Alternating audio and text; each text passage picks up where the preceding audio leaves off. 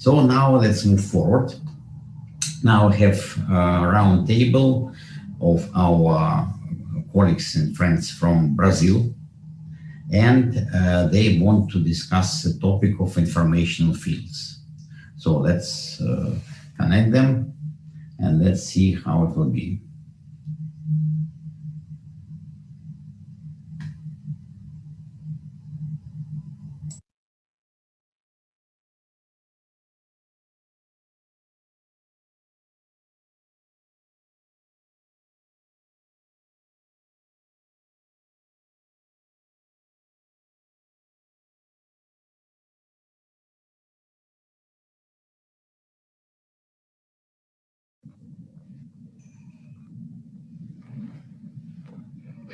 So, hi everybody. I don't know if you're listening to me well. Could anyone confirm? Yes, we can listen to you very well. Okay, perfect. So let's start. First of all, it's a great honor for me and my friends. I'll ask each one of them to present themselves, to be here with you today after this wonderful presentation of Line McTaggart. Really outstanding in so many aspects of her work, not only in terms of research, but also in practical applications. So this really captures the spirit of what we are trying to do, and we'll present some of this work for you today. Well, first of all, I would like to make a few great thanks to our friend Konstantin Korotkov for the invitation to take part in this and the opportunity to take part in this Congress. He's been supporting our research since 2015, and it's really a great honor to be on this road together with our friends in Russia and in so many parts of the world. I've been personally a few times in CIS Congress in Russia personally, and it's really, it would be really nice this year. I was telling that to Dimitri, to being able to go in the flesh, but owing to this international impossibility of moving in a free way, we are online. I know it's not the same thing. We do not have the same impact as we are together. We can share experiences, drink a coffee together, but that's what we have for today. So let's go. Today in this roundtable, there'll be me and two great Brazilian researchers. As I said, I'll let them present themselves. PhD Ricardo Gelman from CAPCIM, which is a consortium of more than 300 universities. He'll explain it better. My great colleague, Professor José Psolato Filho from Unicamp, State University of Campinas, in the state of São Paulo. It's one of the greatest universities in Brazil. And myself, I'm the president of Orient, which is an institute of research, education, and practical applications. I'm also a PhD in psychology and electrical engineering. Well, basically, I translated here these aspects of our institute, which is Orient. It's a science, knowledge, and light. So we definitely understand that science is very important to life, to generate important knowledge for life. And if this knowledge is really connected to life, it will bring to our lives enlightenment. So this is basically the triad of motions that we propose with this association. Its name comes from Greek Orion, which also is connected with the stars, Orion, Orionte, which means last frontiers. So how far can human consciousness go, human knowledge, how far can it take us? So this is the challenge that we accepted for this association. Well, today we're going to speak a little bit of science, some of the activities that we've been doing in science. And specifically, there is a central research hypothesis over which we have been working in the last, at least since 2004. This regards information fields and the role of information. But in simple words, when we talk of information fields, it's a general hypothesis to explain what we in the common life call the interconnectedness of the universe. So the fact that everything, everybody is connected, as we've seen in Line McTaggart's presentation, and typically as is presupposed in so many applications in healthcare, in management, and so on. So basically, what could explain this interconnectedness of the universe? So this is the general hypothesis we've been working on in physical terms, but also in applied terms. So this has to do basically with knowledge. So what we're gonna see at the beginning is that this question about what is reality is a very old question. It's been around for millennium, and there are some approaches to these to explain these general questions in philosophy and also in science or in physics, being more specifically. So first, let's run a little bit on what are these general approaches to these questions on what is reality in terms of philosophical research. So basically, this is the first approach to the problem, which says that the object has certain real and concrete properties, which we get to know. So this approach is called physicalistic objectivism. So the subject, it's capable somehow to penetrate and to understand, to get to know these concrete properties of objects of reality. The second great approach is called Transcendental Subjectivism, and it starts with Plato. So this first approach starts with Aristotle, and it goes on.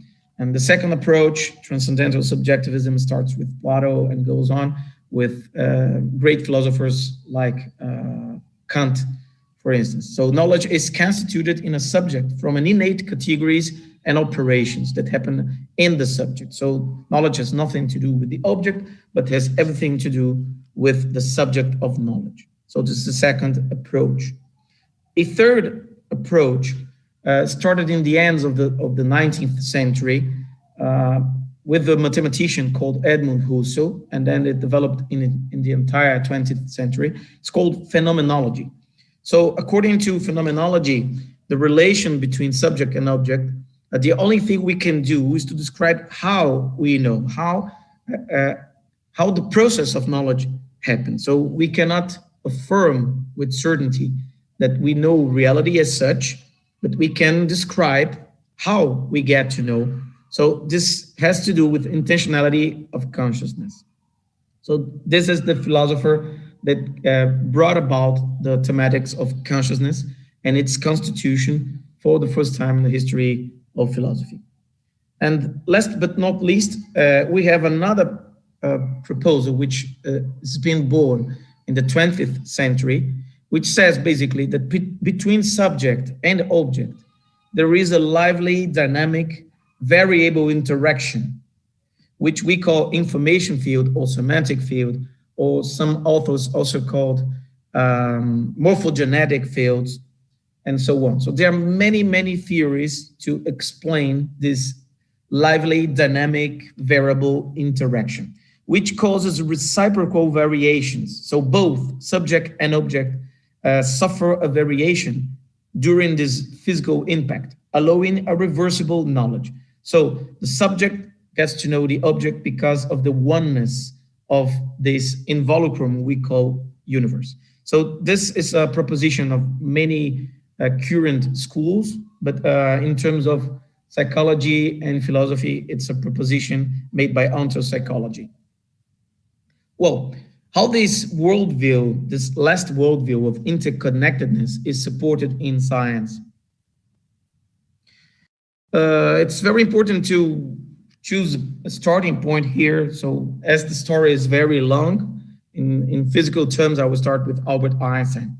According to his theory of general relativity, we were all led to this new idea of a kind of block universe. So the universe could not be somehow divided. From another perspective, in 1925, this year is very important for physics because Werner Heisenberg published with Max Born and Pascual Jordan the mathematical foundations of quantum mechanics in this article, which is called Zur Quantenmechanik 2. So after he published this article, a real mass, not to say a real revolution, started to happen in the core of physics and in the core of what we thought we understood of reality. Basically, Heisenberg's idea is that by measuring a system, we impact that system. And therefore, we humans are co-creators of our reality because we change it while we try to know it. This was a whole new way of looking at things and absolutely new paradigm shift in theoretical physics that changed the way we saw things from that point on. In 1927, there's another important chapter in this story, which is the so famous God plays or not dice with the universe. So there was this conference, Solvay conference, where physicists tried to conciliate these two major approaches. So the theory of general relativity, which was by then the mainstream idea to explain, and the search of a single set of universal rules and laws that govern the universe, and from another perspective, the new way of doing physics, which was the quantum physics. And these two approaches had to be conciliated, but it seemed then that it would be really impossible to reconcile them. Here we put this small joke. So God does not play dice, and it said that Niels Bohr answered, "It's not our business to say how God should govern the universe." So basically, we should abstract, we should forget our beliefs if you want to be epistemological neutral and find the core of what we call reality. In 1935, there was another important shift in this process. So Einstein himself wrote a very famous article with Podolsky and Rosen, where he proposed an experimental, idealistic experiment in which basically this phenomenon, which was then named entanglement, could happen. And the fact that the entanglement could happen would be an absurd, would be a kind of spooky action at a distance. So basically, two particles that were interconnected in a quantum level, they could interact instantly at any distance. And according to Albert Einstein, Podolsky and Rosen, at the end of the article, they arrive at a conclusion that either quantum physics was incomplete or it was absolutely wrong, because of course, so to say, between quotes, it couldn't be possible, this non-locality phenomenon to happen. It would break one of the groundings of physical beliefs. Basically, that locality principle could not be breaking.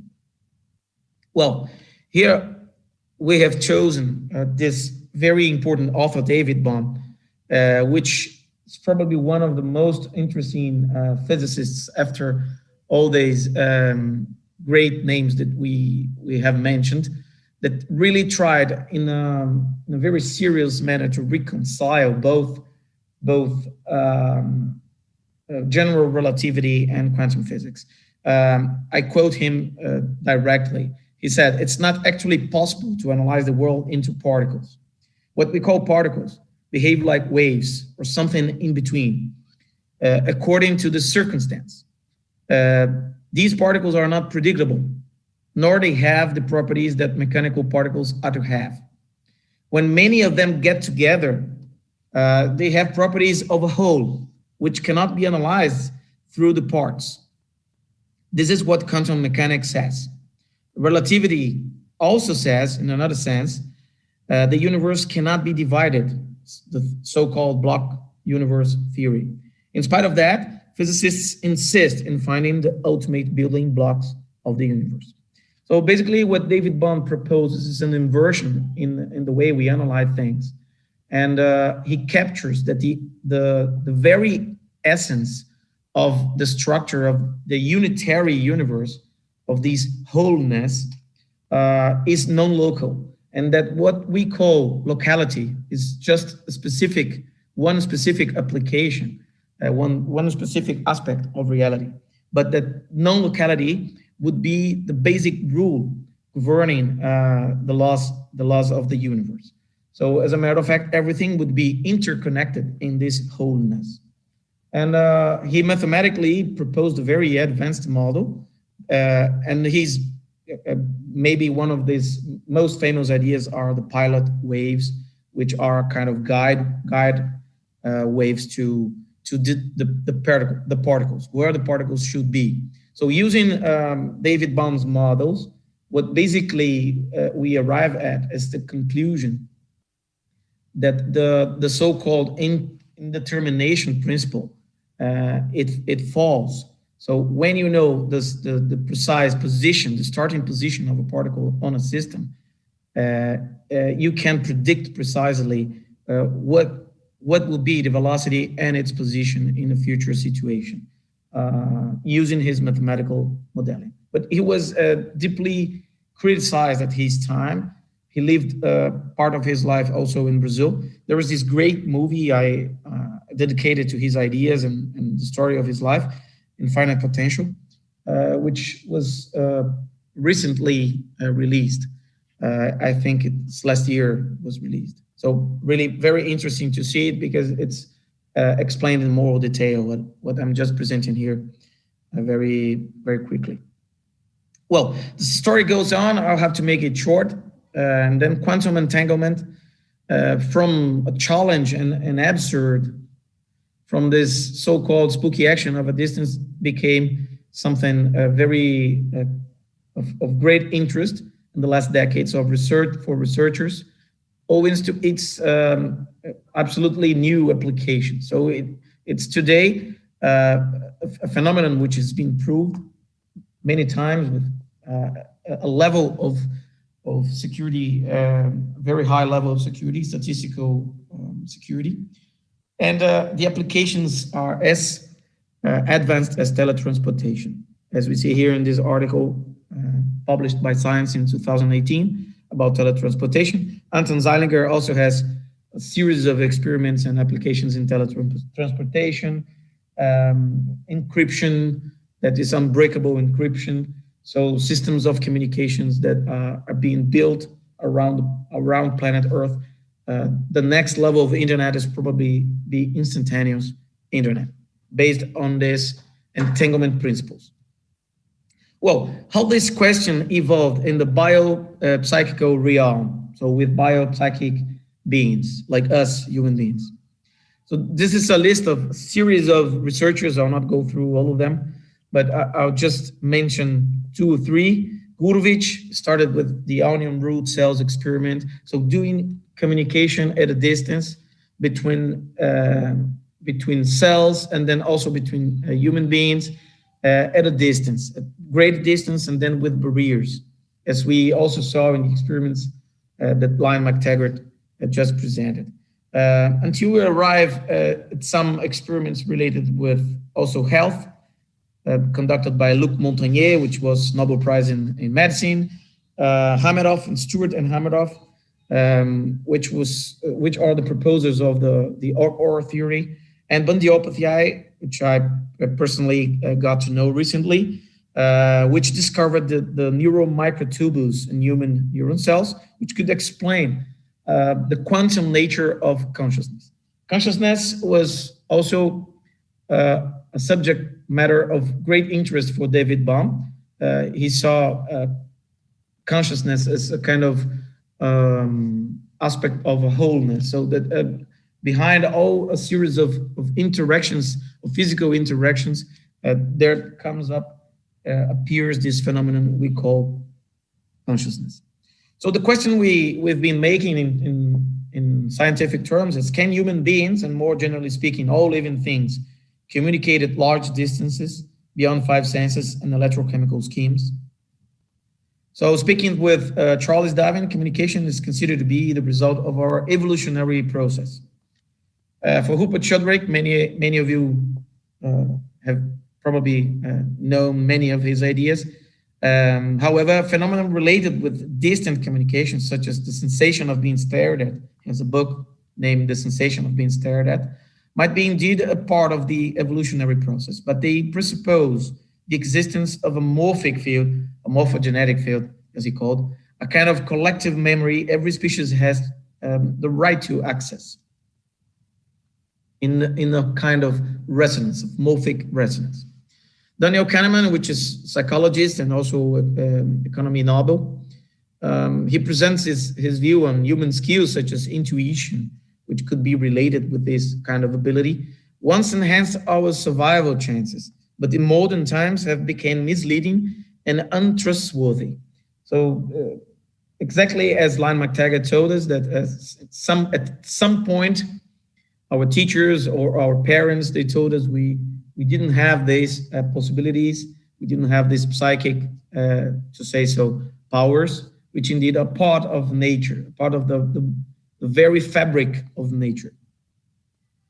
And Anirban Bandyopadhyay, which is an Indian scientist that I mentioned, and researcher from National Institute of Material Science in Japan, he discovered with his colleagues the microtubules inside cells, not only brain cells, but all cells of our bodies. And these microtubules, they work in the quantum level, and they are capable of transferring and processing information in quantum level, like a quantum computer. And he created then, to prove his ideas, he created an artificial consciousness model, which has generated many industrial patents. Last but not least, I'd like to cite Antonio Meneghetti, which is an Italian scientist. He started with a clinical perspective using dreams, and he identified during the process of clinical activity a phenomenon he called semantic field, which is another theory to name the information field class of theories.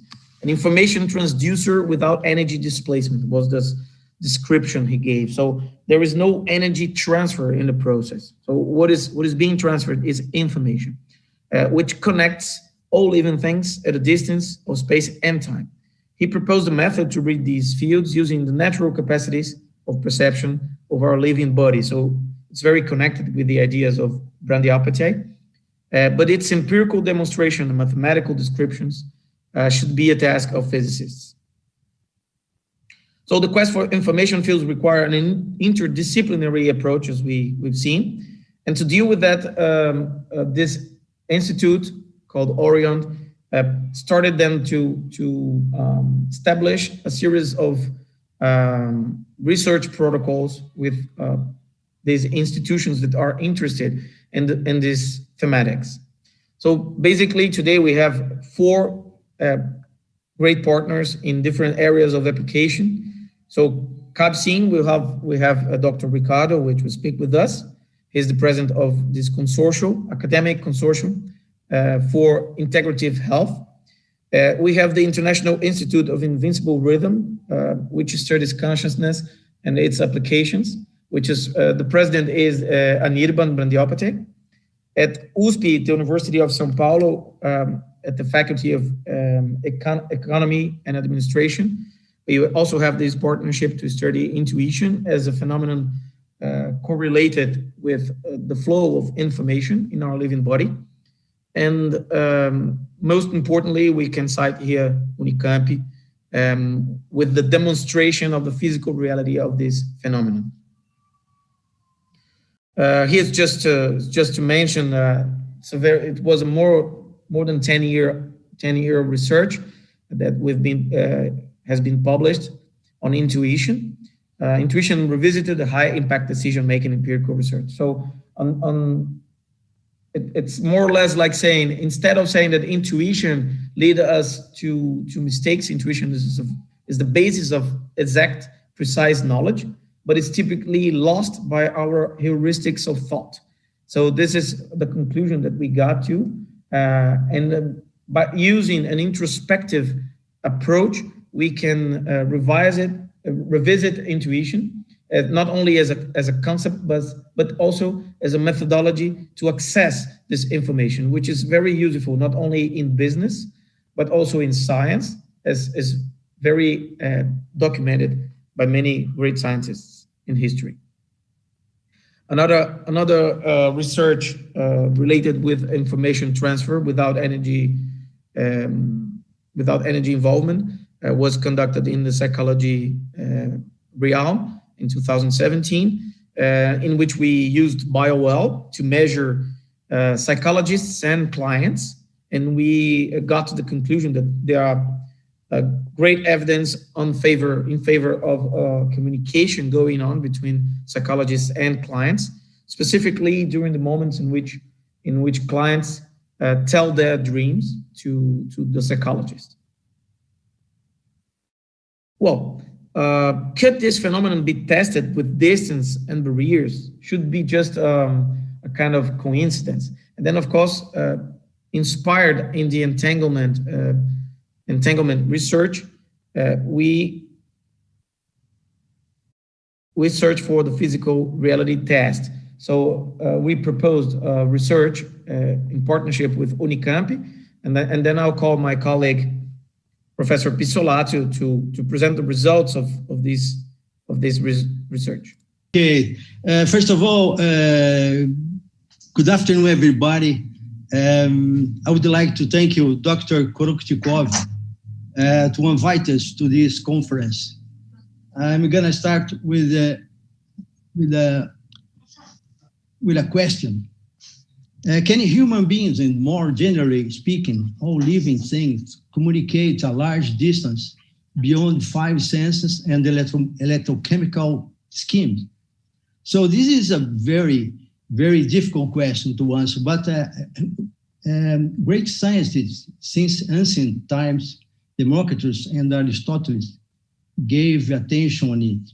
So curiously trying to understand the origin of night dreams.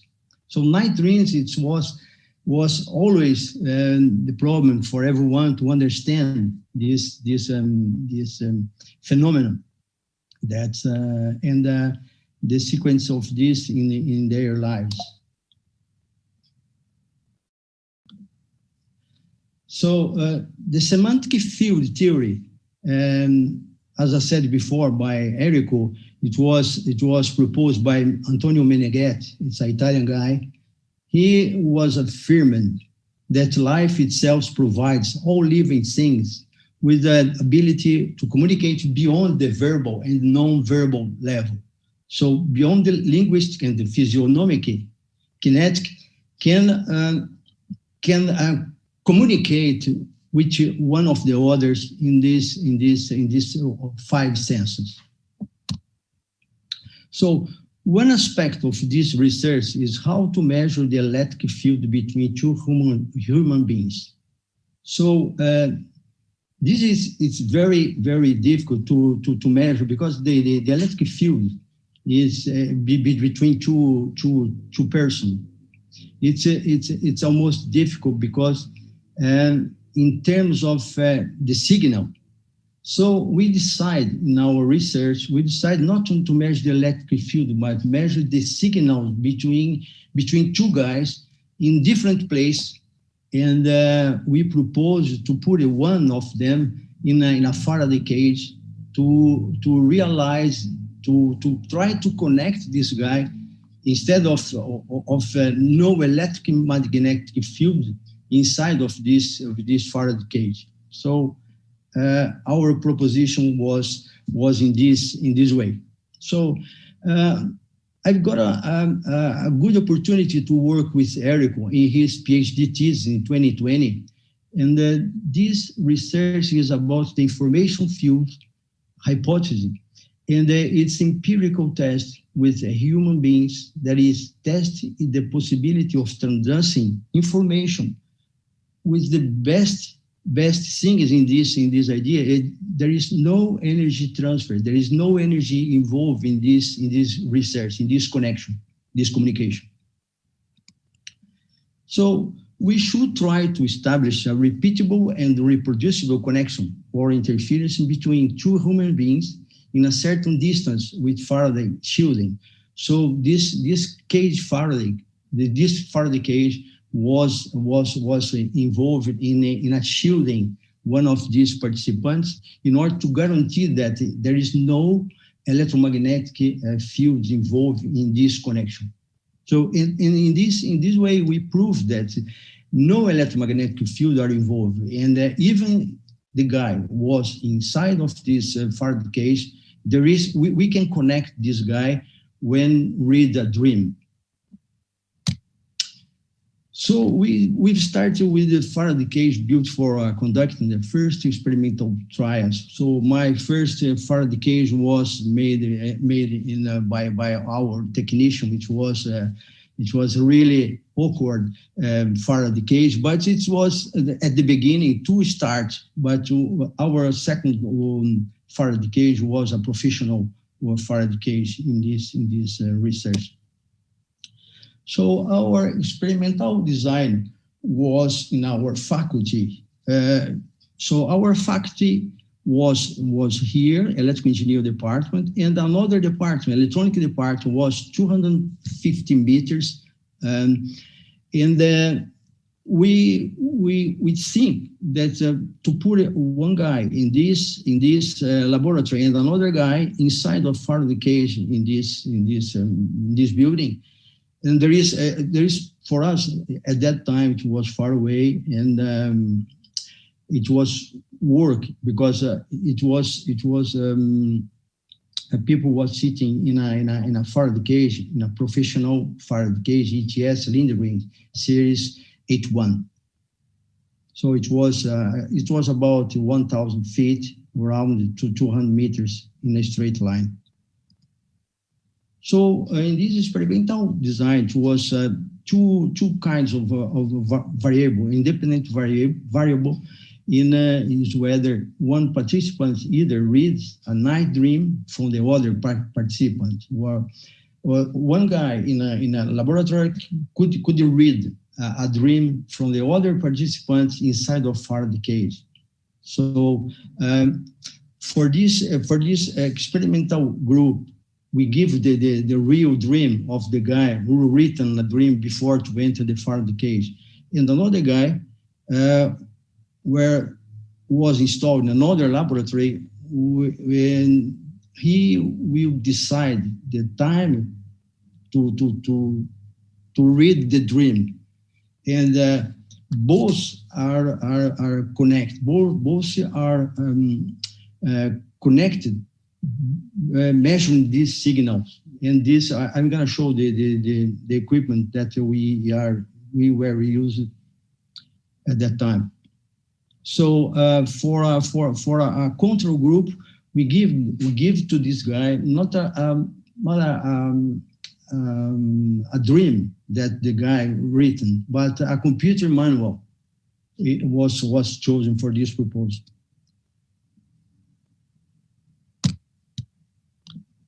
So the dependent variables were several psychological signal measured, and both participants during the experiment. We have used a lot of equipment for example, our interval for ECG, blood oxygen saturation, pulse rate, and the energy joules, and EPI. It's a bi-well device. So all these equipment are connected and synchronized with a computer, and the computer in time to see the moment when the guy will read exactly or a dream or a computer manual. So before the experiments before experiment starts, the subject, the participants 1 and participants 2 had to write a recent dream in a piece of paper. So the design was like this. One participant was inside of this Faraday cage, professional Faraday cage, and another one was 5 minutes walk distance, and no mechanical and electromagnetic waves allowed. So both are monitored by digital oximeter EPI GDV device by well, and are interval polar watched in the both participants.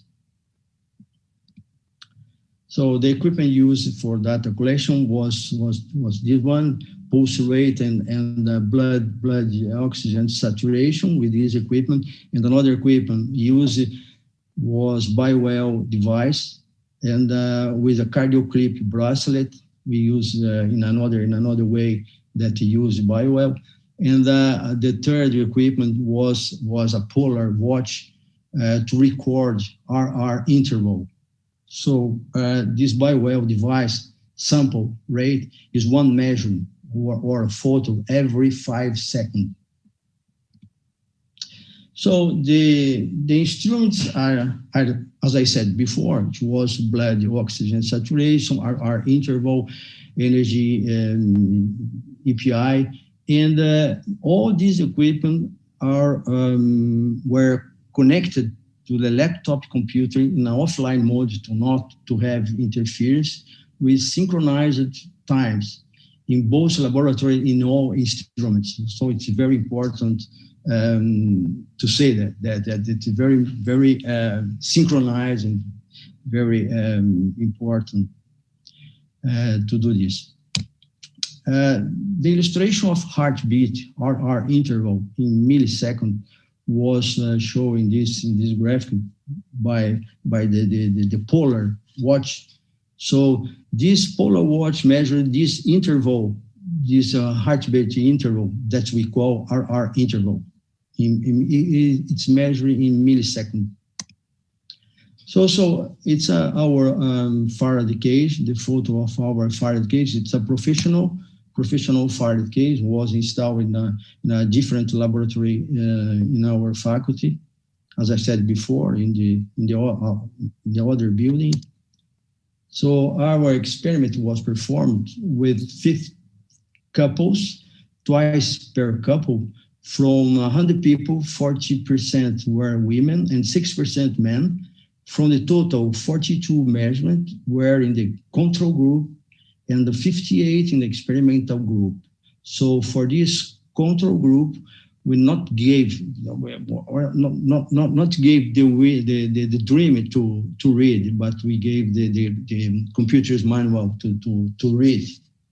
So the couples were chosen preferable among people that live in a different seats and did not know each other. That's a very important choice, because if they know each other, there is some problem, so some information that could be exchanged in this way. So before any experiment were taken, subject or experiment subject 1, subject 2, had to write a paper in their dreams. There is no information that could be written. So dreams had to be as recent as possible, preferable from the night before the experiment. So that idea is to reinforce their relevance and their innate character.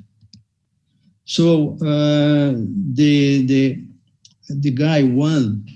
The subject 1 received a folded paper with instruction to read in content of freely chosen time between 15 minutes and 15 minutes after measuring started. So it's very important not to start our measurement from the first minute, but from after 5 minutes, the guy could start to read in a freely moment, in a freely time. So it was important to say that, because it was a moment for us, it was this moment, they start to reading the guy outside needs to write the exact moment that he started to read the dream, and to write also the finished when they finish to read. So it's very important for us to compare these two times. So the data normalization was, before applying the statistical method, the data had to be normalized in terms of z-scores, coefficients of variation, but mainly in terms of time duration.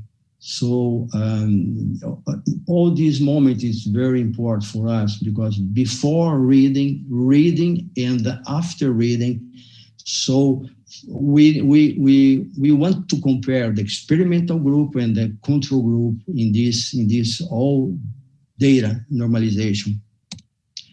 So the question is, are there significant difference compared signals for subject inside or outside the Faraday cage, considering the moment as a factor? For example, before reading and after.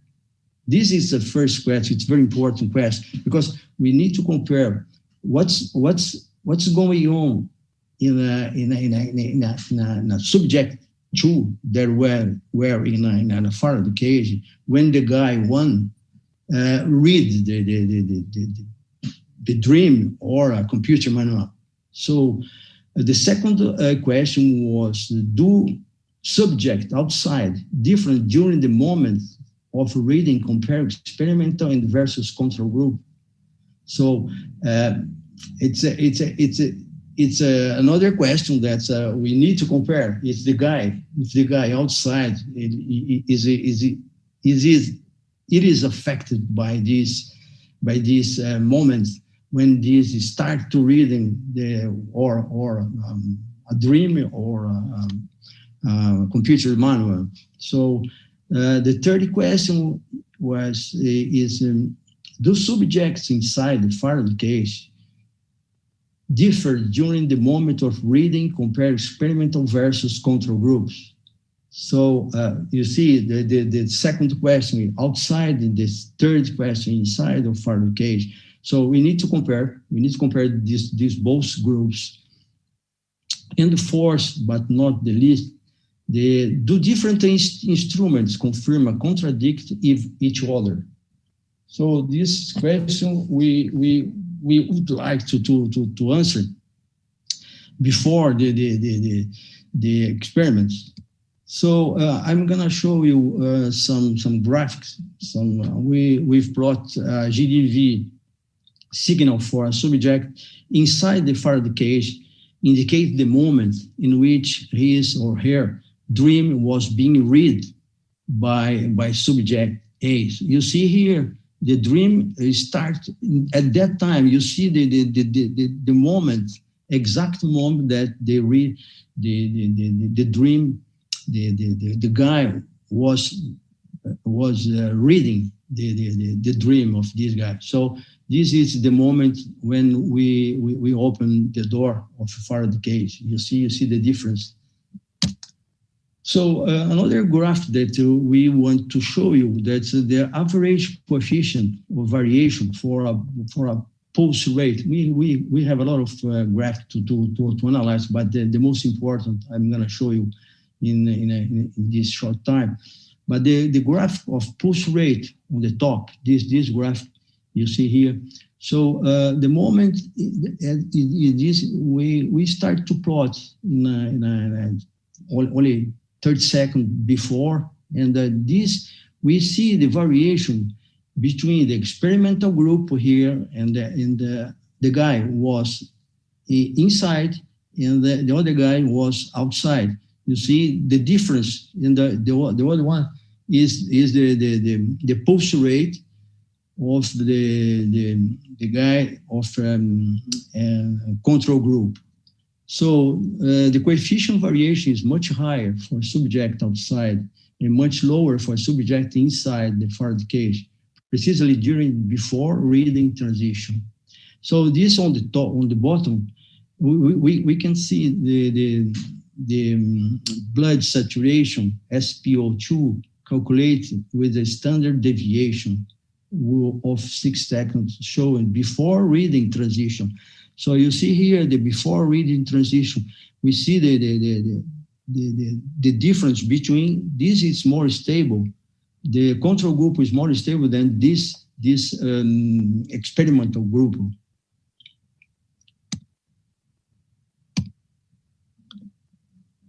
So another graph that represents the transition from the moment which happens at 0 seconds here. You see the 0 second. You see the difference between the guy outside and the guy inside of forward cage. And we plot here the mean square error from this guy experimental and control group, the difference between both. And you see here also on the right, you see here on the right the difference between the exact moment and the exact moment the mean square error of the coefficient variation or the R interval, to see the difference between two signals, control group and experimental group. Control group is this one and experimental group is this one. So this research activity, 3 major results. It confirmed that human dreams deeply affect the autonomic nervous system. So balance of subject, not only of those who dream, but also those who hear or read it. So affect both. Both are monitored. So they affected the autonomic nerves in both sides. The guy who were inside of forward cage and another guy who read the dreams. So it showed as well the subject, the NAS balance can be modified at a distance with Bayer. So the forward cage was used to establish an empirical milestone in the area where experiments used to work only in the very special case. So it's affect NAS balance when the guy was inside was using barrier. So the third was the use of dreams create a natural bridge between neuroscientists, psychologists, spiritualists, and even materialists. So for the scientific community, we expected benefits are to formalize experiments that contribute to investigation of an old phenomenon using more physical or positivity approach. So it's allowing advance and understand this new region of scientific research. So to finalize my presentation, for future work, shall improve empirical design, including larger distance EEG and the enteric nervous systems, so measurement. So we need to design, to including for this experiment, a large distance, as well as procedures to enable hearing instead of reading. It's very important because the guy, when they start to reading, maybe he has some anxiety, maybe he has some different way to read. So we think that the better way to do this research instead of reading, of hearing the dream in a random times, using a double-blind experimental design, increase the number of subjects for 4 digits. We use only 100 participants. So thank you very much.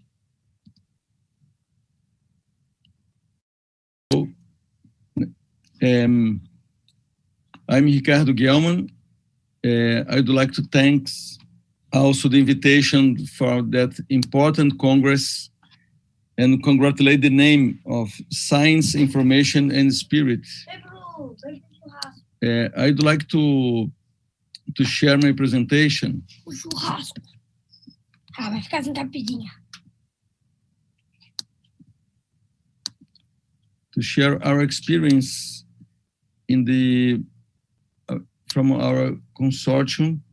That's the third in the world. You have the academic consortium in the North American, in Netherlands, and in Brazil. We are the collaborative network that joined several researchers, and in behalf of the Brazilian Academic Consortium, I'd like to thanks. I'm also as a member of the executive director of the Virtual Health Library of Traditional Complementary Integrative Medicine of the Pan-American Health Organization. We create a network of 17 countries. My background, I'm a pediatrician, and I did my postdoc in the neuroscience in the field of pain and anthroposophic medicine. And I am of the pioneers in the field of integrative pediatrics in Brazil. In the last 5 years, we're implementing that experiences. First of all, I would like to come back to the concept of the integrative medicine and health that includes a big change in the paradigm, and I'm comparing the focus on the person instead of disease as a big change, looking to the geocentric and the heliocentric change in some centuries ago. I believe that you are in a very important and crucial moment in our society, imposed from the pandemic, to look to the health in another way. I will talk about information in a broader way, and would like to show here the distribution of publication in that field of integrative medicine and health around the globe. And nowadays, the North America and the East Asia represent 50% of the publication, Europe 22%, and in our region of Latin America, only 6%, and Brazil, probably 4% of this. Looking to the models of medicine and integrative health around the globe, you can compare the North American model that emphasize the natural products and the body-mind practices that are named of the especially meditation, yoga, and other approach that are not pharmacological. And there are a third important field to include that are the whole medical systems that has his own vision of diagnostic and the physiopathology and also therapeutic approach.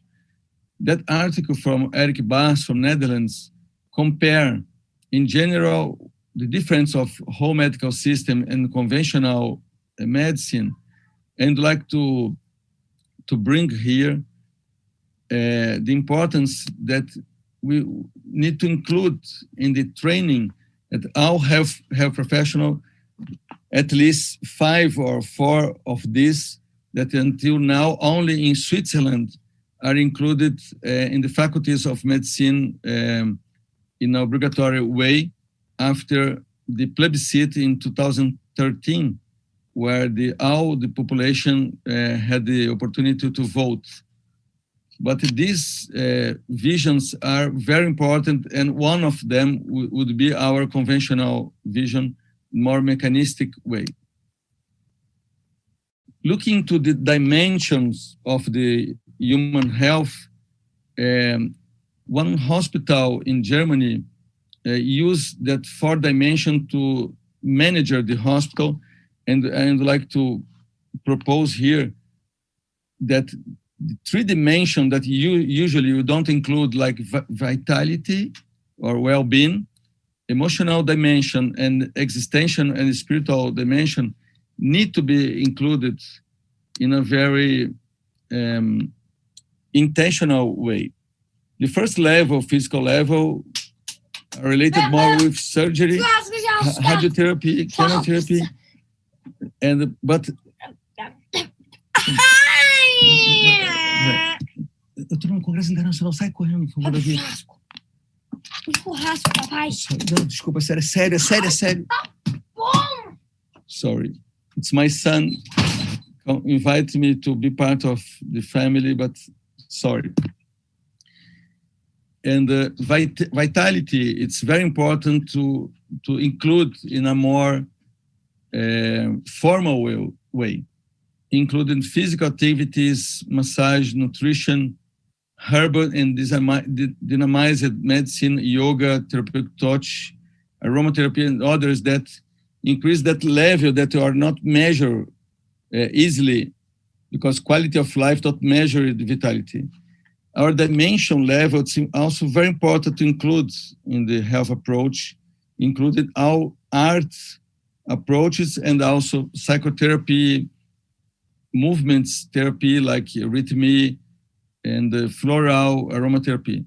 And perhaps the more important to this Congress is to include the meditation, biographic counseling, that means the self-consciousness related with the biography of each person, develop the clinical empathy and consider this in the care of even our patients, and also to improve the resilience, the immunological identity, and the intentionality was one of the aspects connected directly with the spiritual dimension.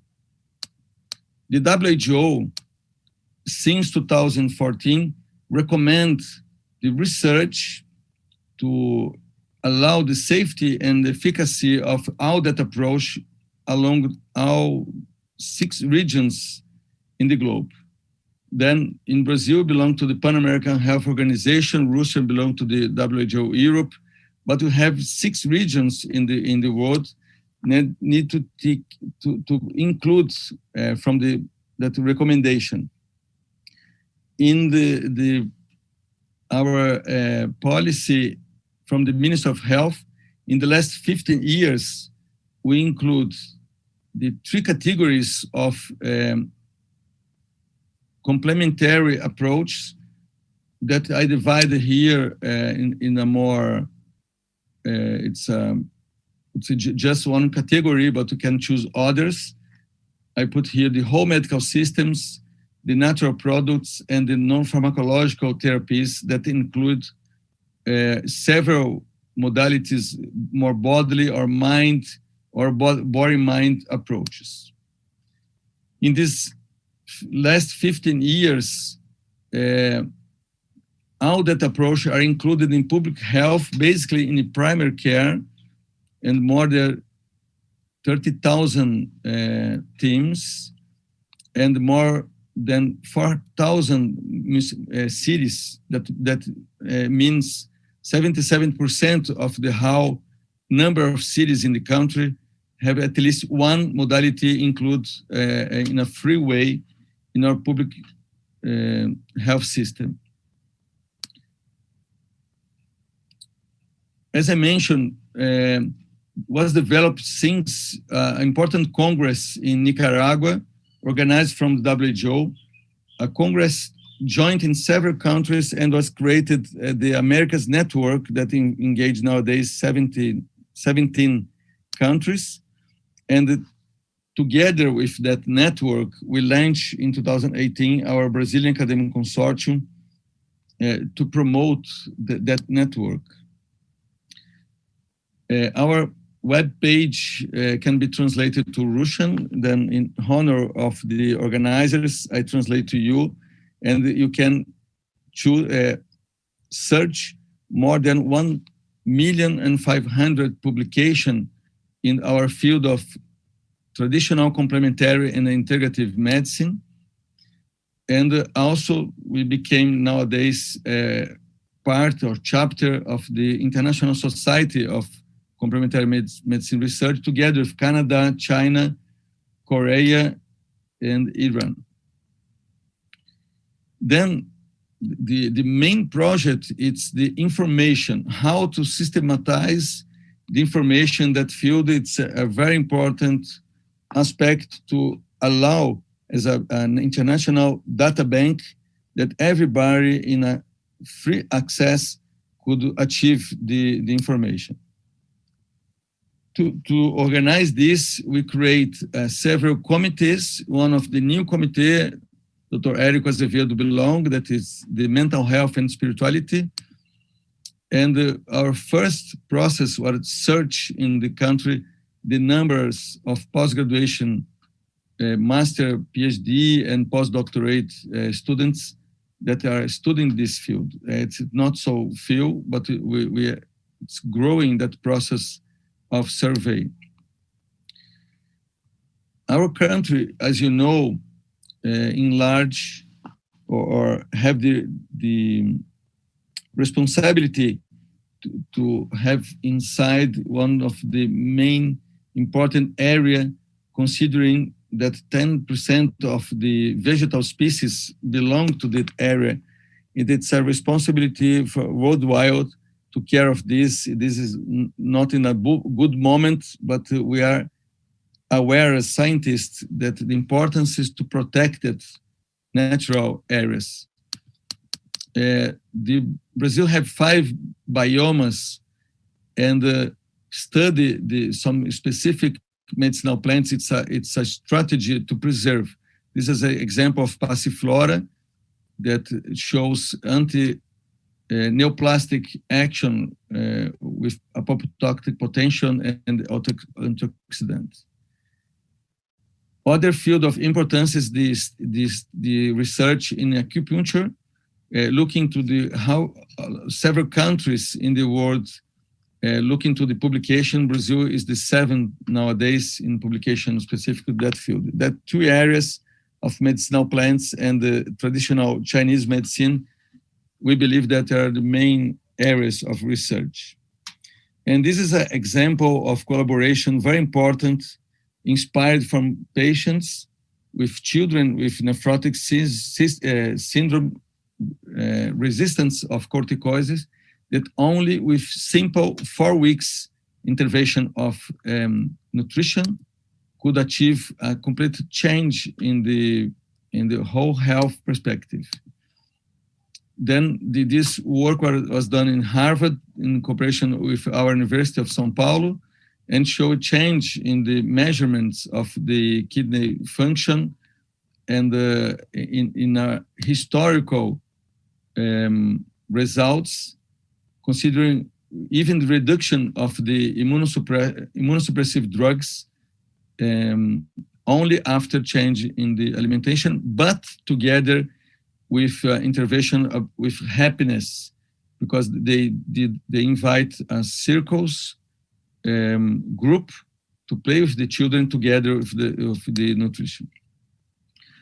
It's our main field of publication. In the field of pediatrics. 2 years ago, we created a big congress engaging 10 countries, and we published the São Paulo Agreement, fostering a new vision of the health of children from the future. Our websites are connected with the Virtual Health Library from the Pan-American Health Organization. I'd like to invite you to search in that website and look into the biofield. I did that search today. We can find 137 publications.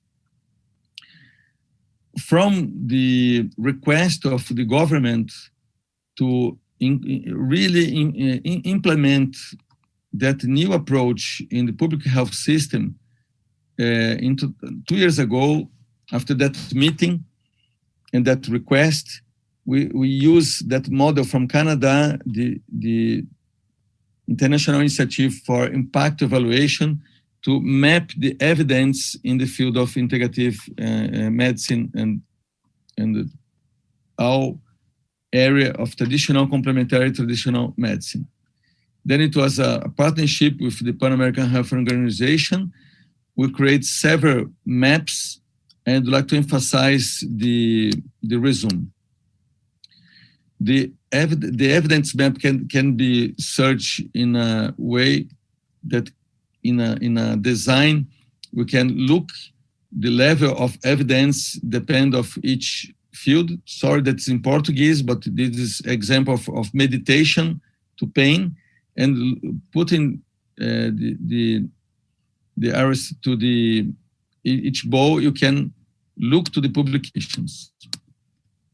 Then from that group of 40 researchers around the country, we started the first block searching that area of meditation, acupuncture, Chinese body practices, yoga, medicinal plants, Shantala, that's massage for children, reflexology and zonotherapy, and the first 888 systematic reviews shows the main outcome that you can offer as a benefit to the population. It's mental health, pain, and hypertension and diabetes.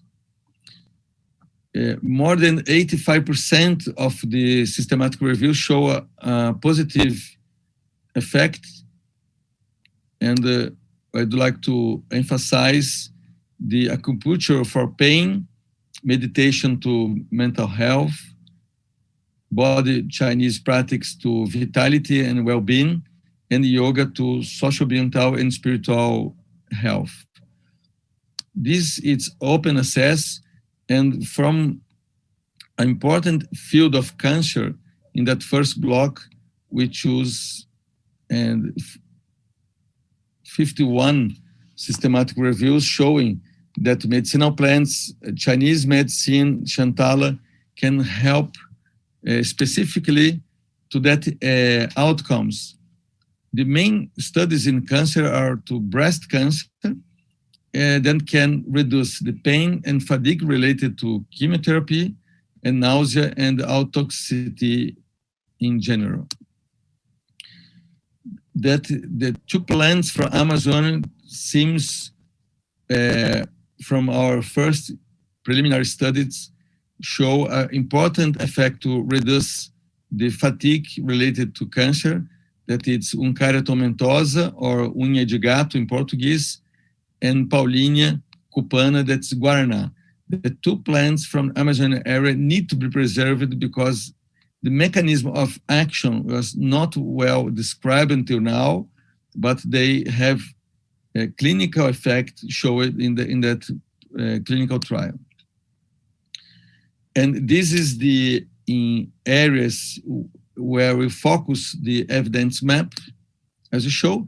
And now we are in the second block, engaged more 15 researchers, and you gather now 545 systematic review in that 18 evidence map.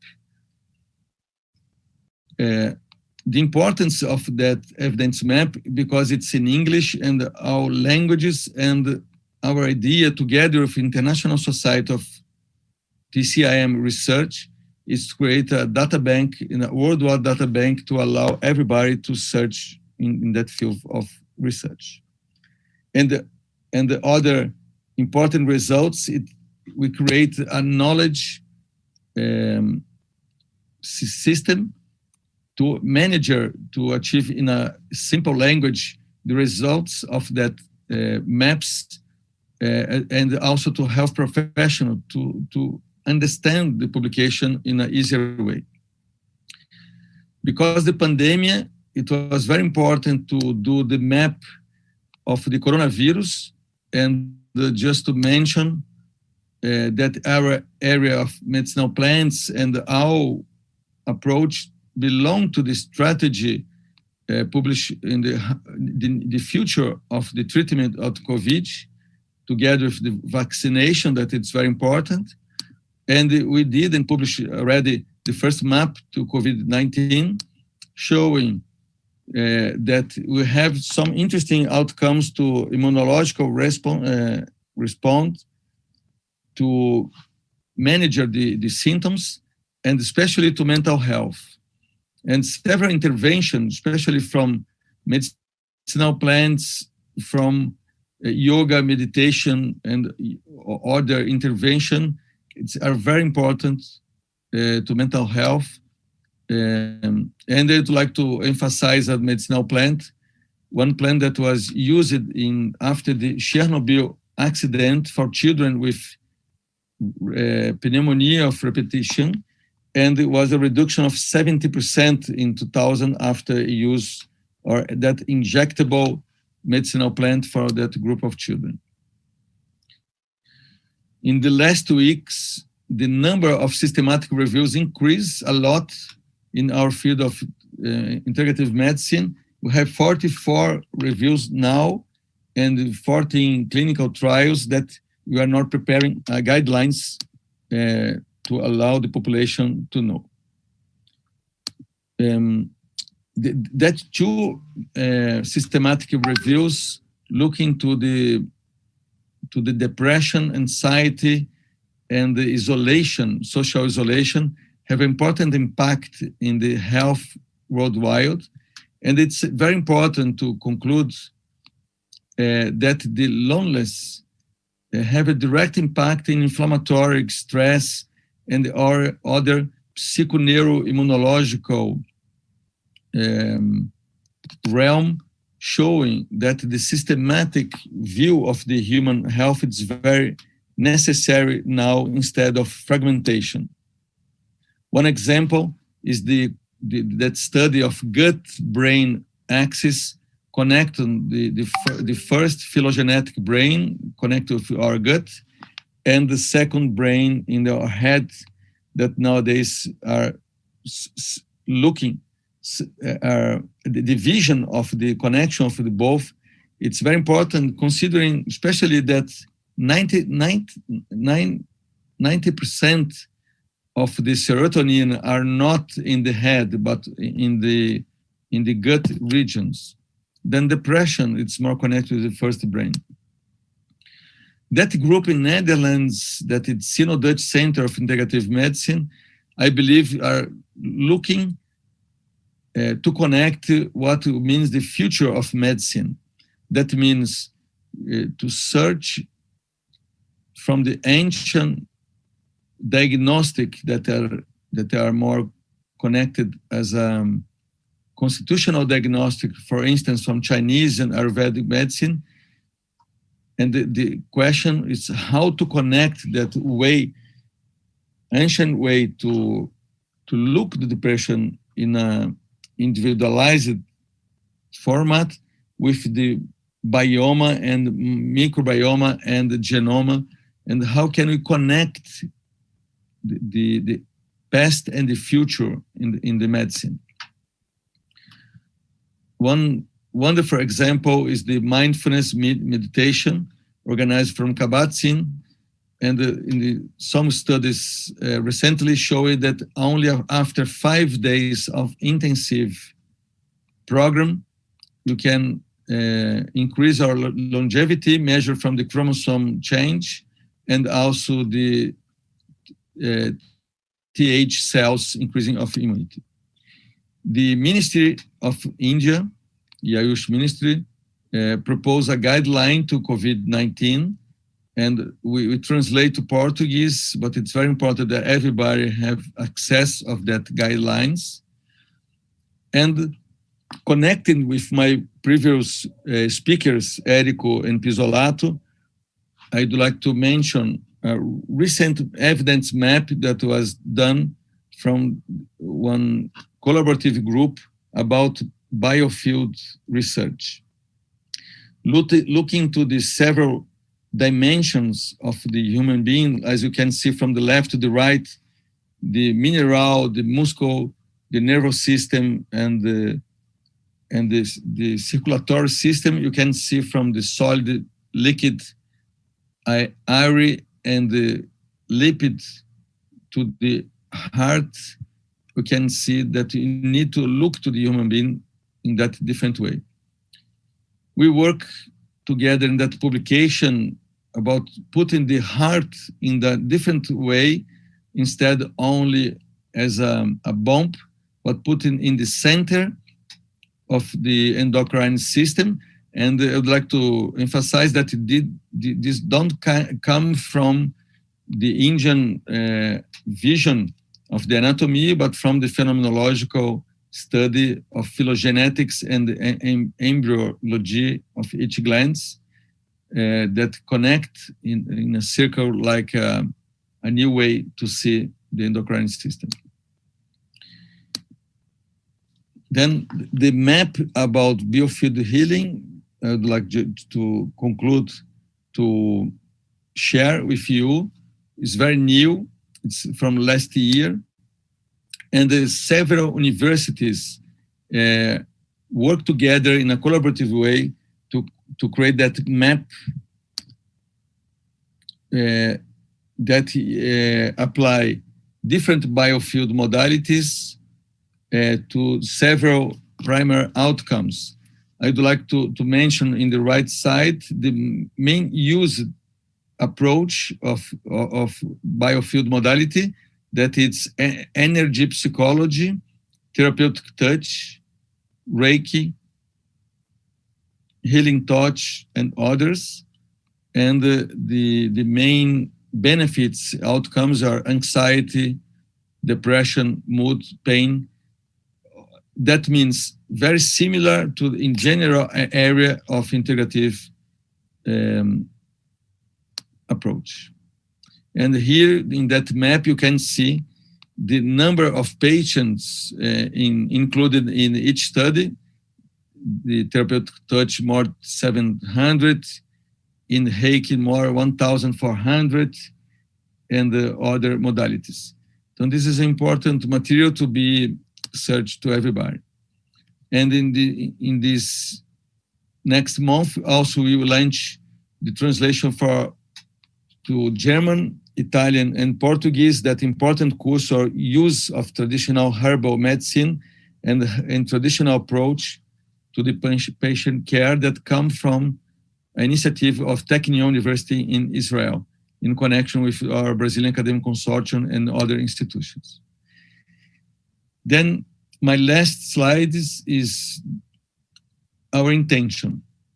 The intentionality seems it's an important word in that Congress, and the intention from the three academic consortia enrolled from US, Brazil, and Netherlands is to create, together with WGO, a federation including all research institutions that want to be part of a global movement fostering integrative medicine and health. Then I invite you to be partner in all countries that want, and we really feel like a global family. Thank you very much. And here my contact if you want to keep contact with our group. Thank you very much.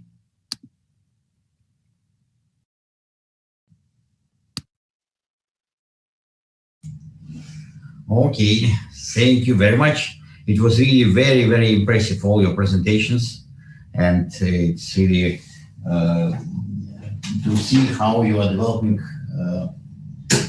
all those lines. It is really very impressive. Thank you so much. And of course, we need to be in contact because we're developing same line and of course, operating in different countries. Of course, it would be very, very important for us to join our efforts.